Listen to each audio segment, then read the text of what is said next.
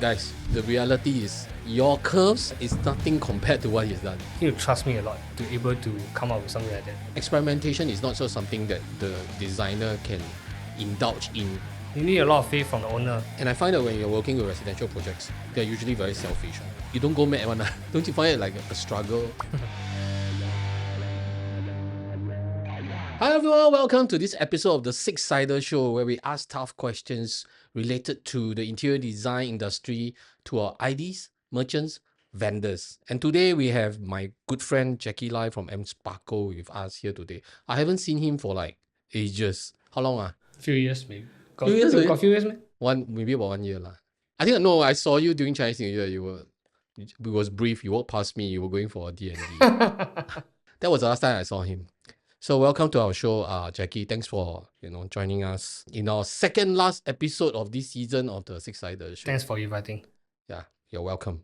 Okay, Jackie, you want to do a bit of an introduction about yourself and your company that you represent? My name is Jackie Lai.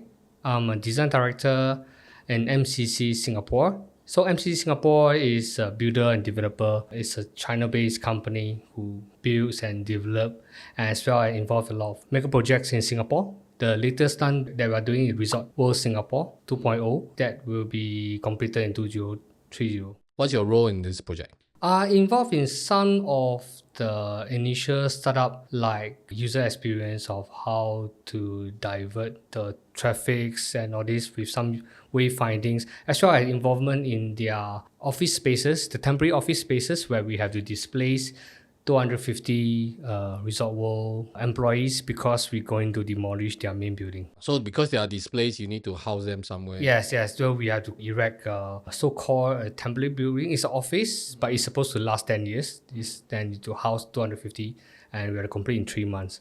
Yes. And of course, now it's still in construction stage. I will see how I involve in a later stage. But of course, there's an architect involved. So your background is actually an interior designer, but you're currently a creative director in MCC. But beyond that, I also know that Jackie and I were colleagues in Society of Interior Designers Singapore a few years back. And I think he's still very active in SIDS. Yes, I'm still an active council member in Society of Interior Designers Singapore. And of course, I'm quite involved in some of the activities. And I'm very happy engaging with them because it's engaging with like-minded people, fellow designers. All of them are inspiration. I don't see them as competitors. So I really see this as a positive point where I really can engage with them, learn from them. And of course, we learn from each other, from different traits and different typologies of projects. And then he has another hat that he's wearing. If I'm not wrong, you're teaching at Temasek Poly. Yeah, adjunct lecturer in Temasek Poly. Specifically teaching what? I used to teach the full-time studios, but it's too taxing. So I'm now teaching CET, which is the adult learning and advanced diploma in interior design practice in Temasek Poly. So your full-time is actually as a creative director. Your volunteer work is actually in SIDS, and then you adjunct as a lecturer. Any other hat that you wear? Your father? Father? Yeah, father of two. Yes. Yeah. Now I'm also involved in PPC, Professional Practice course for the Singapore accreditations. I'm also a counsel for Asia Pacific APSDA. Asia Pacific Space Designers. Yeah. So also a counsel for their accreditation, and also active counsel in Singapore in Interior Design Accreditation Council. In between my works, I have several meetings, float in and out, attending these meetings, organize stuff, as well as teaching. Jackie is a very humble designer.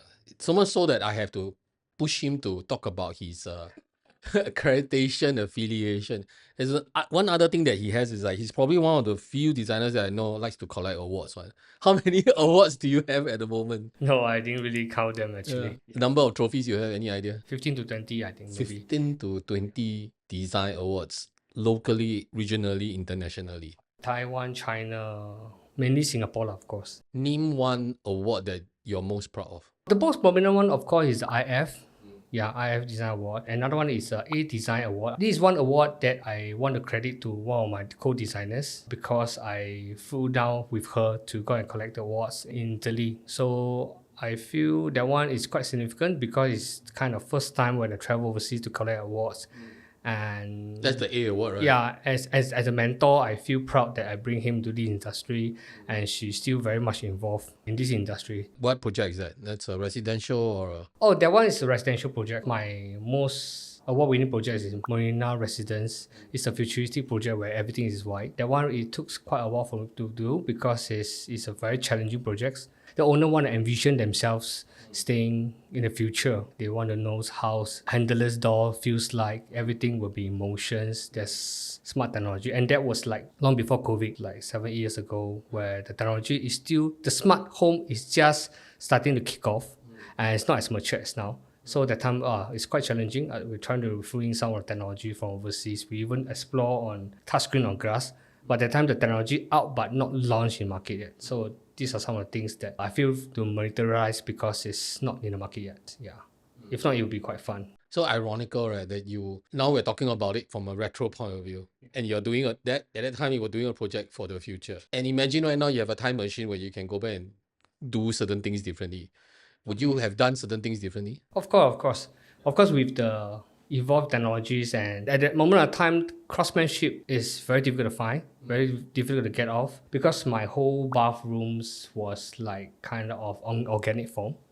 I still have to source from my friend to get tailor who did the Zoop in Jackie Street, where that used to be a lot of organic forms in future, something like that. Then I managed to get the exact same tailor to do it, where you can replicate the kind of challenges I gave to him. So this guy, right, did this very unique project where there are a lot of curves, and the curves are three-dimensional. So they are like basically you're looking at the floor that's like curvy and wavy. And this is way before the current trend where everybody want to play curves. And guys, the reality is your curves and his curves, if you look at the images that we're going to be showing you, there is nothing compared to what he's done, right? From the curves related to not just the wall, but also even the tables, the dining table, the settee, the bed. So all these little details, right, was a real challenge, not just from the design point of view, but in terms of the craftsmanship and the execution. Well, of course, credit to the owner who willing to get into this path with me, walking along this path and seeing his vision materialize. You need a lot of faith for the owner. You need to trust me a lot to able to come up with something like that, because it's something that is not easy to visualize. And I think that's actually brings us to one of my questions that I want to ask, right, which is this idea of experimentation. Experimentation is not just something that the designer can indulge in 很任性, very willfully want to do it that way, right?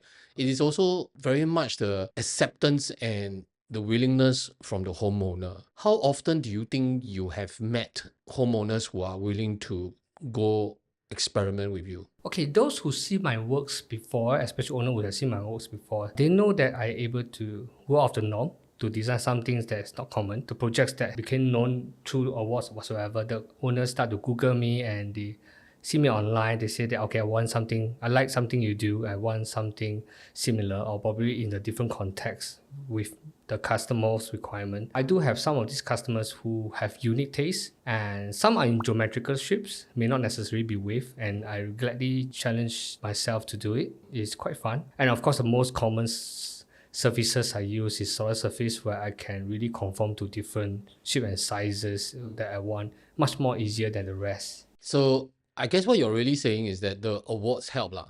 Basically, the awards gives you a way to let the public know that you have delivered something exciting, and the awards are proof that they are well received. Yeah, you also credit to a lot of media who, like even Tatler Homes, some magazines are happy to feature, and even Hafari still have some of my articles still playing on in their showrooms, which I'm very glad. It did provide some exposure about myself to the public. Again, back to the idea of experimentation, right? Would you, or rather, my question is, have you had situations where your nature is to be experimentative and the homeowner is, while they are happy that you're an award-winning designer, that they are happy to work with you, but they're kind of 保守, they're still kind of conservative, and that you find that you have a struggle trying to convince them? Are there situations like that? I have to show them sometimes being less restrained can expose you to something more beautiful. Let me quote an example. I will show them our physical projects, and of course, sometimes it could be images that I gathered, I would let them know it needs to be versatile. Controlling customers who are more restrained, I need to show them how it could be done differently. Of course, you don't want to be the norm. When you appoint me as a designer, you really have to have open mind. I will show you a concept. Then, of course, form and functions do works hand in hand. Then, of course, I will try to shift their perspective to say that sometimes even for luxury, doesn't mean luxury is about pure surface glamour. Sometimes it could be just less is more. It could be even less. It doesn't mean empty. It means it's functional and clutterless. So sometimes we try to expose them to materials and textures. I try to shape them how lights reflect off or bounce off from materials, and how the sun moves from surfaces to give a different perspective. I try to shape their perspective to some of the angles that I try to approach. And the most important is to bring them into the experience of the space. Sometimes they don't understand floor plan. You have to reimagine and put them, imagine this is a space. I really have to put them, this space, this is an entrance. When I go in, what do you see on the left? What do you envision? Sometimes it's, you have to bring your storytelling to life. And then they say, this is something that you should come up with. Then from the observation of the site, they will say that sunlight will come from here, it will move on from morning to night, and let them envision the space. So they really appreciate it. Then after they have trust in you, they find that you know what they're doing, you know what you're doing, and most importantly, must fulfill their functions. Yeah, this is how I open up their mind. Yeah, otherwise they will just give me normal customers, they give me a stacks of pictures from Pinterest to say that I want this, and this. And sometimes they don't really gel. Yeah, but from there I gather what their functions and what their color likings, and I try to come up with a concept that flows throughout from level 1 to level 3, for example, for their houses. Hey, if you made it this far into the episode, I've got news for you. We must have done something right. So do us a favor, hit that subscribe button, it doesn't bite. Give this episode a like, unless you're one of those people who enjoy renovation nightmares. Then, maybe don't. And if you know someone about to renovate their home, thinking of hiring a designer, or just want some honesty about the industry, share this with them. Send it to your group chat, heck, forward it to your in-laws. We won't judge. This is the Six-Sider Show, where we design with purpose, ask the questions no one dares to ask, and spill the plaster, not just the paint. Subscribe, like, share, or risk being ghosted by your renovator again. You mentioned about versatility, right? And this seems to be something that I realized through your works, is that you seem to be agnostic when it comes to a design style. There is no preference, and you are very experimentative. And sometimes I cannot associate that with you. You know why? Because I know you've always been this very humble, and then you look like an engineer, you don't look like a designer. And so, but then when I see your work, right, they're very bold, they're very experimentative. And again, like I say, it's agnostic. You're not partial to one style. And from what, like just now what you mentioned, it can be very futuristic. And then yet you can be looking at very understated luxury, very quiet luxury. You don't go mad one. Don't you find it like a struggle in that sense? Different houses and from different owners, they have different requirement. Of course, I know there are some designers who stick into one signature, and to me is of course, firstly, I'm hungry. I'm taking a lot of projects, and secondly, of course, I like challenges. And of course, why you see these in my engineer, actually, my early education is marine engineering. I actually have a full diploma, graduate from marine engineering. And through marine engineering, I came across naval architecture, which gave me a different perspective of how I see architecture and space. So since I'm like so-called poly engineer trained, of course I understand about logics, I understand about structural forms, and it's like a marriage between the engineering and design, where I able to challenge myself to create forms, and that I can tell my contractors it can be done through certain form, through some of the knowledge that I have and understudied from some of the engineering lecturers or something like that. Yeah. So it just inspired me to conform different forms. I like to experiment different kind of projects. And I really do all type of typologies, from hospitalities to residential homes, retail, even spa. I did all the outlets for Natureland. It's a complete different experience. It's very different concept of my other residential projects. So you're saying that your engineering background helps you treat spatial design in a scientific, mathematical way? Can you say that? That you would be experimenting not just in terms of the forms, but actually the execution. Like you want to cantilever this, you want to suspend this, and all these will require some form of engineering knowledge. Of course, some knowledge definitely helps on the logic, on the balance, whether it's practical or not, and whether how much weight can it hold. Of course, with my knowledge, it made me easier for me to convince even my craftsmen or carpenters or surface fabricator how to conform these shapes. Some designers like to build things like it's really like AI, something out of the sky, which in engineering way you have to bring down all the way to say that it's not practical. Feasible or not? It have to be feasible, must be practical, it must be able to do within the timeline and within the budget. So of course certain knowledge of technical background do helps. Because of this, right, I think I got a nickname for you, right? I think you can use. Really serious. Name. So I'm known as a designer. And why am I a designer? Because I nerd out when it comes to everything related to design, right? I will consume a lot of that knowledge. You are, my friend, a designer. You're a designer, right? Because I guess the thing is, anyone who is really innovating and coming out with something, there's an element of design. And then with the element of engineering, right, the element of feasibility is your strength. I would say that. Yeah, you hear here, today we crown Mr. Jackie Lai, designer. Okay, let's move on to the next question. I think since we're talking about so many design styles and you have this understanding, right? If today I want to challenge you and say, okay, less is more, all right? When we say less is more, how would you define it from your background as a designer, right? What does less is more? How does that translate into a space? Less doesn't mean lesser functions. So some people will see that as too minimalist. So it doesn't mean really less design. It doesn't mean that you design less.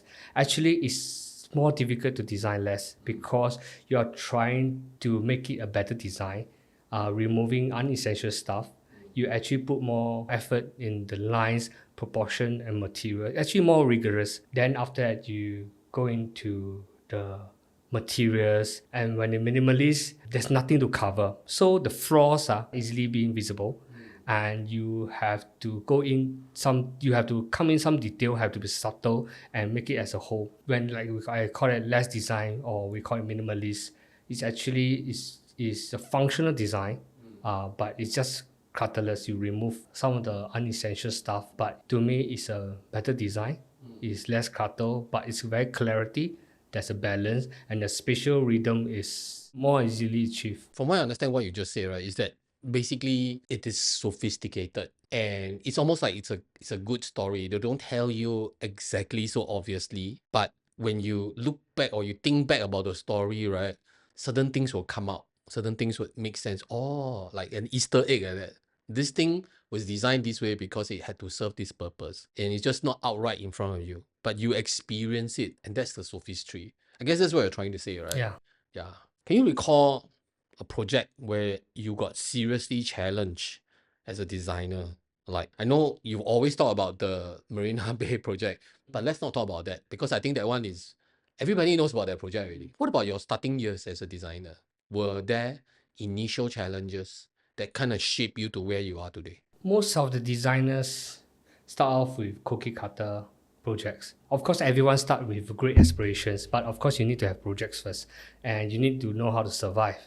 And of course, cookie cutter projects, of course, everyone get the leads from somewhere, pass it to you, you complete it, you meet the customers, then you fabricate it as according to what they want. As time goes by, you have more clarity in your projects, you know what you want, you start to demand better materials, better workflow. For early projects, I managed to have some customers who really allow me to explore. So of course, some projects, I'm not a builder. Some projects I'm happy to be a design consultant where I don't have to worry about the budget and the technical aspects of how they could build it. I really go all the way to visualize, bring in biophilia whatsoever to do it. I did my very first hotel projects in Kota Kinabalu. I have these customers who's the owner of the hotel, puts a lot of faith in me as a new designer, and I flew in Kota Kinabalu in Sabah to help the design. The project is slow because of the development in it's a different pace from Singapore. Yeah, but then I learned and work around it. It's a very big project, and thankfully it's a slow project because slow project allows me time to reflect and do a better project. So yeah, then eventually, of course, they didn't do the hotel in long term because he tried to churn in a very nice project. And after a few years, he managed to sell as a for profit. So it's a win-win to him as well. This project actually allows me to look into bigger scale. Now I no more touch small projects because my liberty allowed me to design a bigger space, so I can able to have more freedom to do. So I never look back from there since I try to take out bigger projects. Then I kick off from there. And of course, Marina Residence is not really a big project, but it's a profile project. I see it as a personal challenge to myself, where I able to work alongside with my owner to envision a dream like not a lot of projects in Singapore achieve. Yeah. Okay, so Jackie, if you are asked to recall a project where you were really challenged as a designer, can you share with us in the audience one such project? There's one project I record. I'm doing a private bungalow, and where the owner actually combined 4 semi-clusters into one big unit because it's for 4 generations.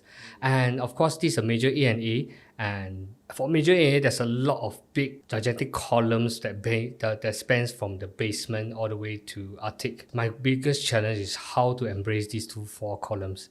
And I managed to design the vertical column into like a living sculpture. I create a vertical garden sculpture using solid surface from the basement to attic, and a lot of people like it to see how it looks like, and even the owner for the Lux New House were appalled by it. And from there, there's a lot of collaboration going on, and it's geometrical shapes. Yeah, actually, I break up the design of the column into living organic in the way that it's geometrical shapes with pockets at the sides where there'll be plants and spot slides. So the moment you come in, the column is gone, and what you see is a living sculpture, and it's, because it's both sides.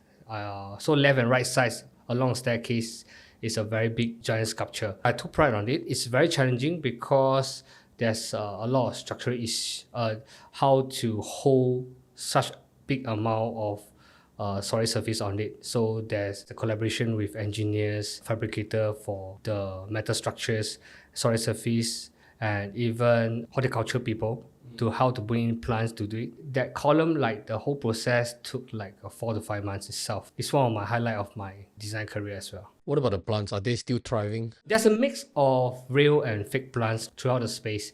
So because some place where we see there's lesser sunlight, we actually do artificial plants.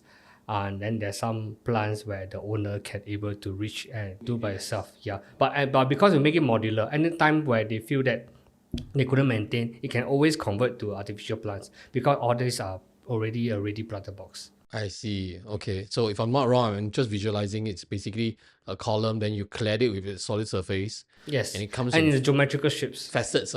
Yeah, facets. So the facets at certain pockets. Yeah. pockets where they become planters. Yes.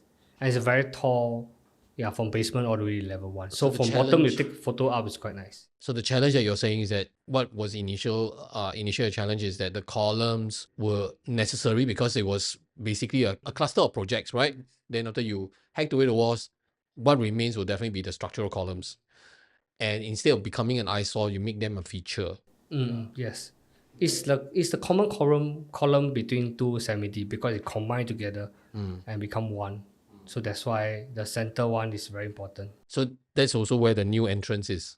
And then people are greeted by it. When you going to go up or go past a common staircase, you're able to see it. Nice. So it's quite a prominent space. On that note, right, it seems that you are working on more and more high-end projects, more luxury projects. And do you have some situations where some of the clients, right, they can be a little bit, how should I say, they have the money to spend, and they feel that, opulence, more is more, less is no good, give me the bling. Then is that something that you struggle in a sense that, no, less is more? Because that's kind of like your language, all right? You want to have that quiet sophistication, but they want the bling. They feel that you have the bling, then 才有那个气派嘛. How? Of course, I do have some customers who want to be loud. Then, of course, I will try to show them how restrained design can look nice as well. Of course, I do show some like completed projects, and it can be luxury. Yet again, is simple and it's clarity. We will try to shape the perspective of the customer, showing them materials and how what is refined details, what is refined proportions, and all these lines and all this it will give you a more refined, or what we call it, a silent elegance rather than a very loud luxury. And our day trends changes, so what you see copper may be very in now, but may not be in a few years time. So we show them what you see as a timeless design, so-called timeless design. So of course, some designers don't believe in timeless design, but of course, it's something to me is it have to look soothing, and it's after all, it could be your home for the next 10 years or so. It have to be able to carry the experience and the values of the customers, which is more important. But you see, and I think this is my struggle, I've worked on public projects and I work on residential projects. And I find that when you're working with residential projects, they're usually very selfish, right? The homeowners, they have their own understanding of certain things. And it's intimate. And because it's an intimate space, right, they tend to be a bit more selfish in the sense that the consideration is only for themselves to use. Public space is a bit more generic. Oh yes. Right? It's for the community. It is also very all-encompassing. There are two different struggles itself, right? When you're building a space that is, especially when it comes to luxury project, right? It's almost like there is a public element to it because, luxury projects usually tend to show off a bit more. And it tend to be a little bit less intimate in the sense that the rich entertain a lot. Do you agree with that fact, as in that you take some of these public elements and put into luxury projects as well? To me, it's a very complete different space, because for the public space, you are designing for the general public, and of course, the perspective for me, the user is a greater public. Greater public also involves children's, elderlies, and you have to design in a way that it has to be comfortable in terms of height and the usability and the user experience and the flow, maybe the wider walkway, etc. So for the house, could be very different. It could be very intimate space. And really, home is a place where I feel is like a sanctuary where you are with your loved ones, and this house reflects your values, your experience, the culture you're in. So it's very different. It's very individual. Of course, it can be within the family, but the general public is very different. The target audience is very different. So I have to approach, of course, there's a different design narrative. And one design narrative for customers is really on what kind of experience the residents involved in the house or live in the house. Like I say, whether there's entertainment, whether the customers invite private chef, whether it's an island is possible. But in the community sense, it's completely different. An island will be a community island. It will be a public space. It became a community kitchen, and the usability is very different. There's no need for luxury. Need to be practical and safe. Is the most important. Safe in a way that even elderly on wheelchair can use, the children can use with ease. So the perspective is very different. Residential can really go into details, refine proportions, customized to individual wardrobes and ties, and even a simple thing like laundry cabinet can be customized in a way to conform different kind of equipment they use. Of course, residential have very different challenge, and common space you really need to have a different perspective. Yeah, so to me it's very different. But of course, I enjoy both type of projects. It gives me very different perspective. Yeah, I recall one of my award-winning projects is Revitalize Chinatown in Kolkata, India. It's a pro bono project that I involved with them. I even co-created a modular house for the people who are displaced during disasters, or could be earthquake, could be tsunamis, and they can erect a house in a container modular form. It's a flat pack, and erect a house within 8 hours by 4%, just using normal nuts and screws. And it's a very different perspective and different usability for different group of people. In Singapore, we are very blessed. We are not hit by disasters. At the moment, my target audience was in India, Kolkata, or even maybe a repeat of, let's say, a tsunami to places like Aceh. So I even have to consider using the modular house, you still have a terrace where they can dry their clothes. All the usability is being thought of so that the whole family can stay in. And the modular house can even be site changed to a shop house in a way that you can sell things. The small kitchen have a small window where anything extras they cook, they can immediately set up shop and sell. So it can live, it can stay, it can sell. The whole thing become a livelihood, which is a completely different angle we're looking at. So where the residential, we don't have to worry for that. It's really more for they are winning their house. So yeah, for public projects or humanitarian projects, it's very fun.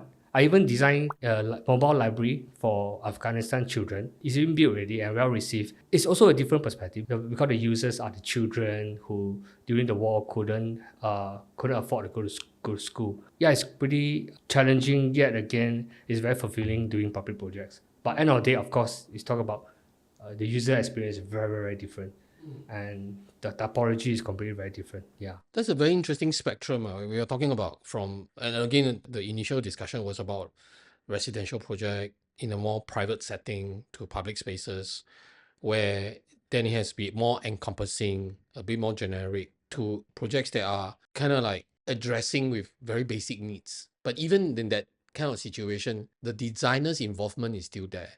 And I think that's the thing that I think amongst ourselves in our community of designers, we've always had that saying that designers, or rather designing's work, is not just for the rich who can afford us. Like good design can go to everyone, should go to everyone, and that's what designers should kind of like set off as one of the mission.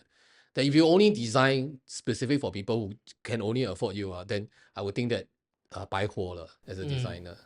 Yeah. So he has done a number of projects. He's done a few studies as well. I think before, that was one of it. There was another one. I think it was a bus, right? You converted a bus. Yes, that's the mobile library. They convert a few buses into a mobile library. The whole bus is filled up with library books that we even design small community spaces where the bus, after they stop, the children will got onto the bus, and then after they take all the books. So instead of seats, there are actually shelves of library books. And of course, then at the back will be a cozy corner where they can read, and or the so-called mobile teacher that comes with the mobile bus can share with them, or even tell a story from a storybook to attract children from coming in. So these mobile buses move from towns to towns for the children to get on board, be involved and study. So it's quite meaningful. They managed to create quite a range of buses to do that.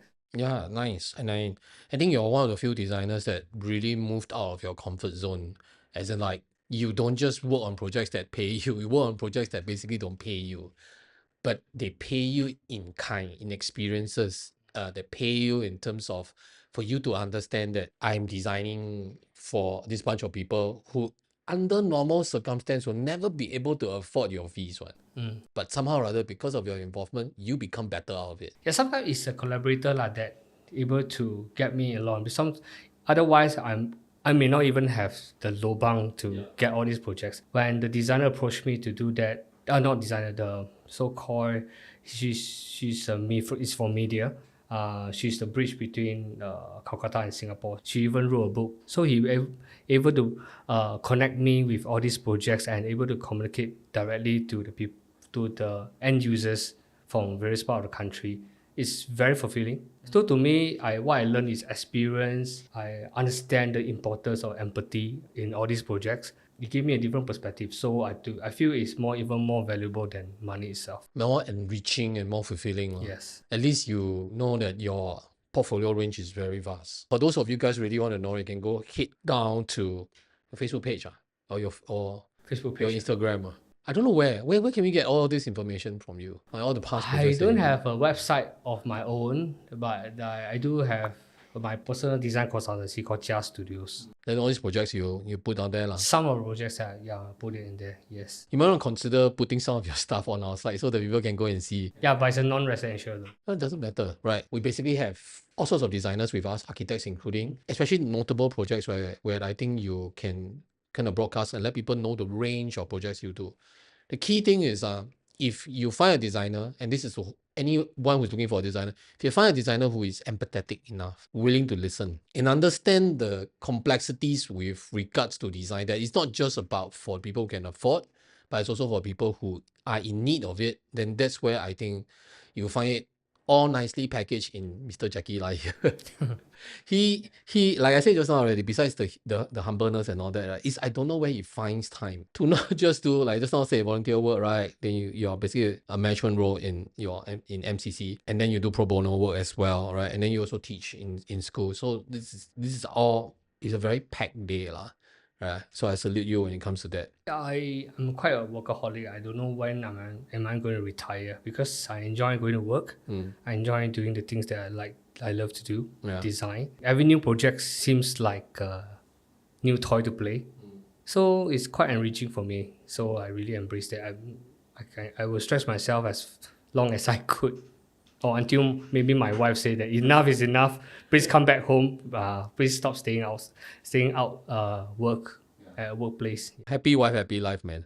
So okay, let's going to move on to another question, right? And I guess this has to do with your volunteer work lah. Is that every now and then you get asked to do judging for competitions, or you may have to mentor students, which is something that you did at the Temasek. Do you think that you struggle dealing with the young designers and their mindset? Is there any such thing as the designers today are different from the designers during our generation? Yes, nowadays the designers is very different from the designers from our time. They are more exposed to technology. Of course, with the inclusion of AI now, a lot of them actually go straight to visuals without really thinking of why. Okay, why I want to do this? Why would user want to do that? They must ask themselves these questions when they design a space for the customers. Who, what, where, when, why the user uses space. Could it be crave? Could it be for home or residential? So you shouldn't just go straight to visuals and let the visuals guide you of what to do, which a lot of designers are exposed to that. Because it's fast, but then you lose your soul of design. You forget what is craft. You forget what is redefining proportions. Of AI can generate anything. They won't tell you proportion. They won't tell you user experience. They won't tell you the soul lah. Yeah, the spaces between each other, which is the best way of doing it. Sometimes they even generate chairs that could be higher than normal.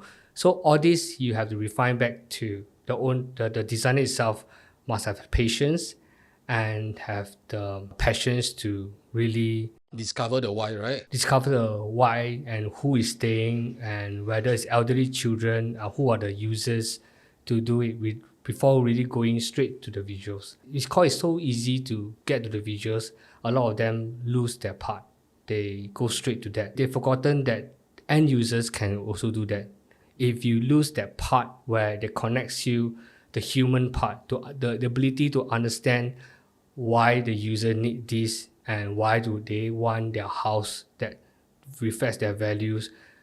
Computer may not understand that as well as human. So if you designers lose that part, you will lose to computers. That's where you're being phased out. It's interesting that you brought this up. There is this guy that I follow, this speaker. He had this talk in TED Talks. His name is Simon Sinek. Not sure whether you heard of Yes, it. Yeah. I think decades ago he came out with this book called Start With Why. I'm still reading it as a refresher. And he has this theory, our design world, I've got this thing called the golden ratio. Oh, yes. Right?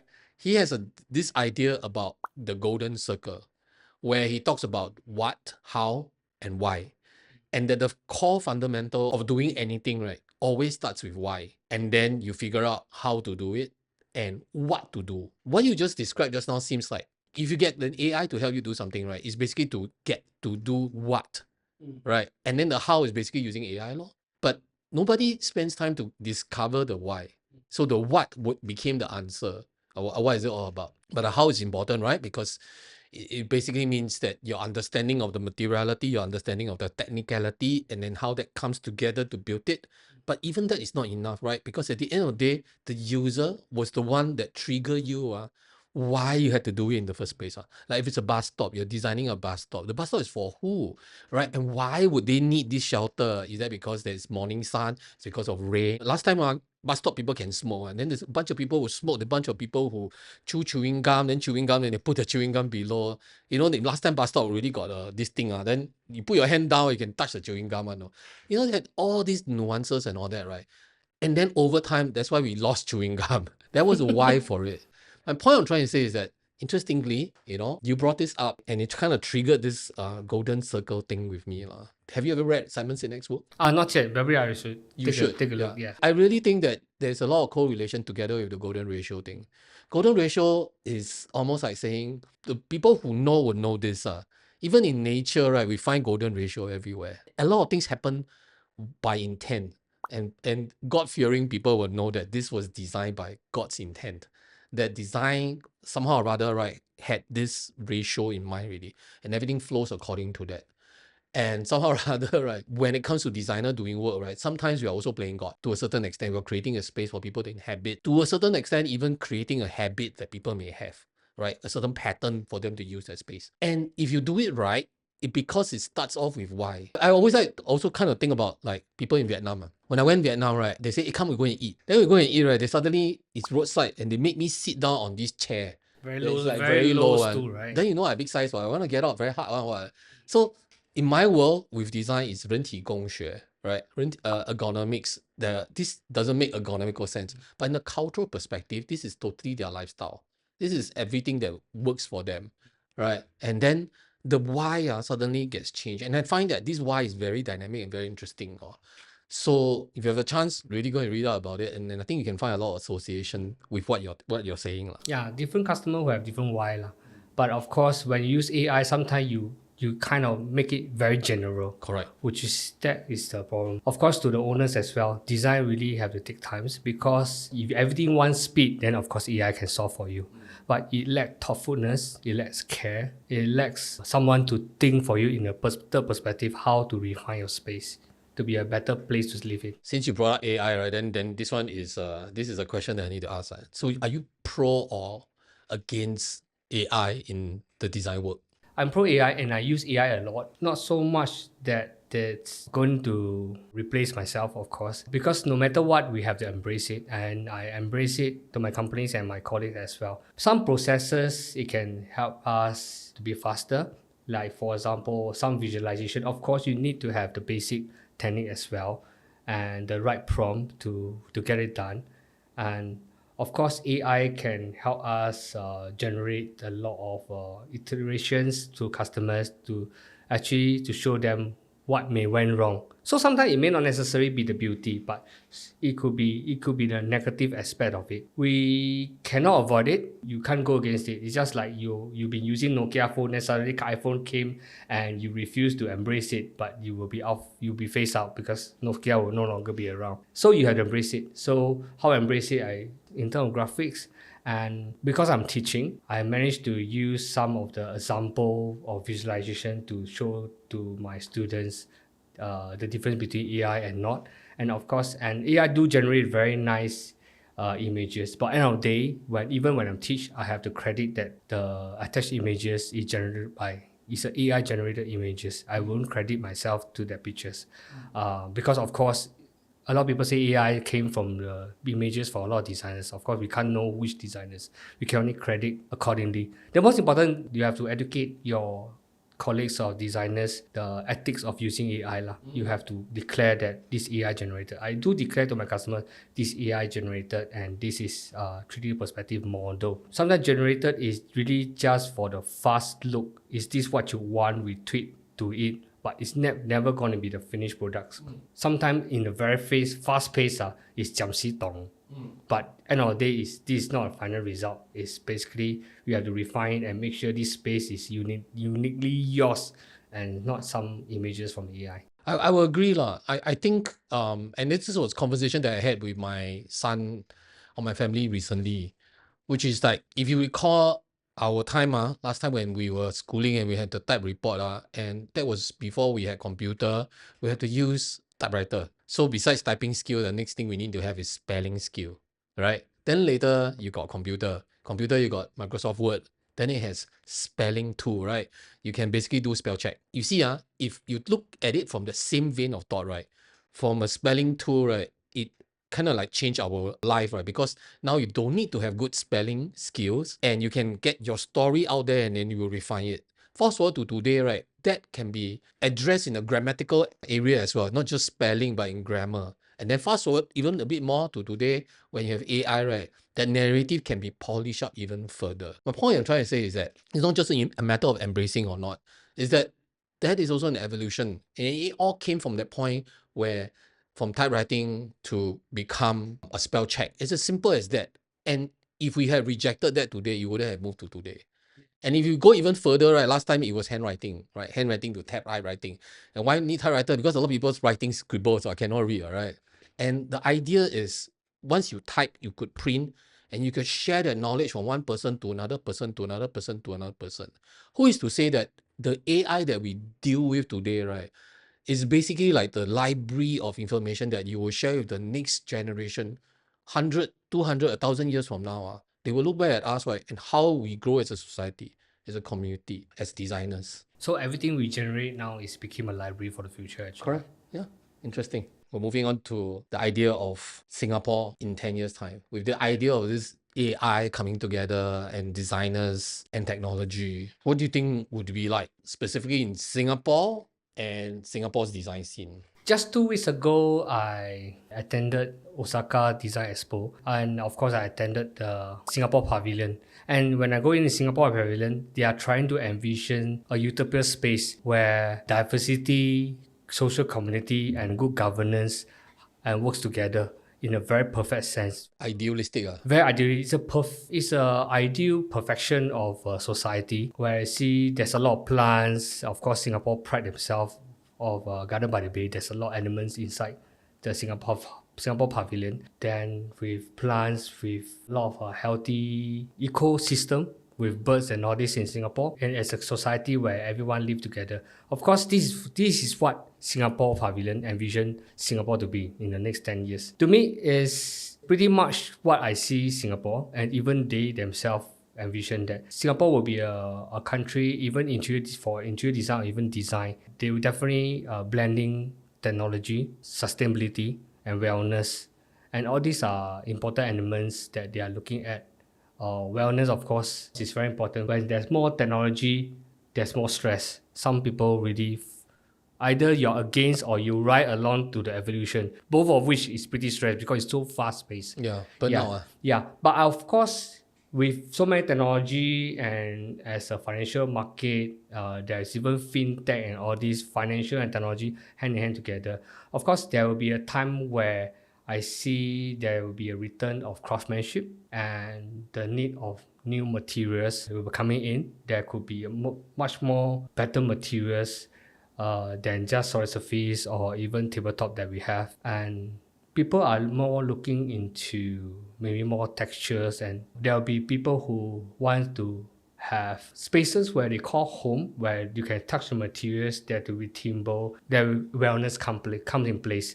Yes, a place where we call wellness. There's plants, wood, timber, natural stones, where you can come down and get away from technology. It will come to a time that everyone have a digital fatigue. Now we are having it because we're looking at a phone like 18 hours a day, the moment when you wake up and the moment when you sleep. So it will come with digital fatigue and all these elements, I believe, will come back in. And as interior designers, we must always evolve to learn more materials, explore more materials.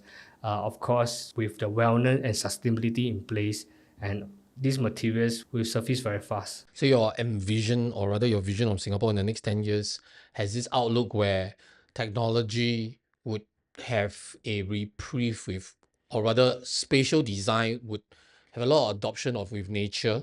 There'll be a lot of consideration for health and wellness. The balance from digital fatigue would come in through design. Yeah. Okay, looking forward to that future. I don't know how that's going to happen, and especially for the fact that Singapore, like you said right now, has a lot of these paradoxes where essentially we are a financial hub. We tout ourselves as very digitally connected, and how true can that be where we really find that balance? Or it is tough lah. I look at my children, for instance, right? They are so hooked on TV. You bring them out to experience life, right? And to them, they can't wait to get back home. So I don't know. I mean, maybe this is my family thing, but I see more and more such people. And to me, that's kind of worrying, that if you don't go out and experience life, right, then there are a lot of things that you would have missed out. Oh yes, because digital technology will prevent you from going out often because you can use VR to see everything. Basically, you don't even need to travel. If you are not those adventurous types, unlike me, I just climbed Mount Fuji last week. To me, it's a digital detox as well, to be close to nature. I believe this is important. That nowadays, I really worry that the future generation will start at home and just do everything. You can order food online, you can order drinks online, you can tell AI to do all your projects. You don't even need to go out. That's something that I worry. Yeah, you see, because like you went to Japan, what? So when we were growing up, right, Japan was like the beacon of digital growth and all that. And yet at the same time, it has tradition and its nature. But surprisingly, you look at the facts. The facts is it is one of the lowest population, right? Birth rate is very low. Sorry, not lowest in population, but lowest in birth rate. And porn is really easily accessible, right? So much so that they get a lot of digital sexual experiences, but they don't have physical experiences. And that affects birth rate, of course, right? And then there are even people who get married with a digital version of an anime. If I recall correctly, there's such situations happen. And that is not my idea of a utopia, man. And ASMR is kind of new thing. To me, ASMR is a digital wellness. People listen to ASMR to reimagine themselves like a dentist. I mean, some I came across, you reimagine yourself like dentist or some spa therapy. It's like a digital wellness, right? It's basically hook on to the earpiece and pretend you're in one wellness space. Scary future. So ASMR never appeared in our generation, but it's kind of common now. I think the unboxing has been adopting some of these elements into the word itself. And when we do media, we also try to incorporate some of that. Well, it is what it is. Okay, so as a tradition for the Six-Sided Show, right, we have merchants and vendors or even designers who will leave questions for the next guest. So we have a question left to you by a previous guest, and that question is actually this, and it's for you to talk about yourself personally and your viewpoint. What does home mean to you? And can you answer it from a personal point of view, not from a professional corporate point of view? Home is a place where you can finally breathe in freely. When you go home, you see your children and family members. The warmness will fill your heart. It's very different from entering the workspace or the moment you got into the car. You should able to let your head down. Home is also a place where you have you will see all your hobbies on it. Like to me, my hobbies are Lego. I have a lot of collections of Lego. It kind of reflected my hobbies to it. So when you go back, you see your hobbies going there. It's nice. I believe some people have Star Wars whatsoever. To me, right at my entrance, I have a row of a shop house of Juche shop house made of Lego that welcome me for my home. And I also have my Lego modular streets, one whole stretch of 10 buildings. I feel very fulfilling because I'm able to do this in my free time. You sure you got free time or not? It's a common interest and hobby that's shared between me and my wife, and my children also love it. So it's kind of become a family activity. I mean, for indoor. Of course, outdoor we will go out somewhere. But because we are talking about indoor home, so home is where we can play together and you don't talk about work. Of course, sometimes we do complain about work so and so, but it's more like a place where you can let out your steam, relieve stress. I hear some from my wife hears some from me, and we embrace each other. Yeah, we can talk freely and we hear freely. So home is very important. So of course, the space, regardless of the design, you have to be able to reflect your values, your culture, your family members, and the warmness you have. And with that, we've come to the end of this episode of the Six-Sided Show. Thank you, Jackie. I think this episode is unique in the sense that we had a lot of other designers come and they were mostly talking about renovation scams and all that. And while that's all nice, I didn't and fun, mention anything about renovation at all. well, that's perfectly fine. I think today you brought to us some aspirational, missionary aspect of what interior design is. We get a chance to talk about how design can be for everyone, and that's just for people who can afford our services, but that design should exist everywhere. We talk about the future of design, we talk about AI, and I think these are some of these very useful insights. And while we certainly don't have enough time to cover all the topics that we should be covering. And we look forward to maybe having you again and asking you more interesting questions, and you can share with our audience your insights, especially with your background. But please find time so that you can, recharge and come back stronger. Okay. Thank you so much. Thank you guys. Bye bye. Thank you for having me.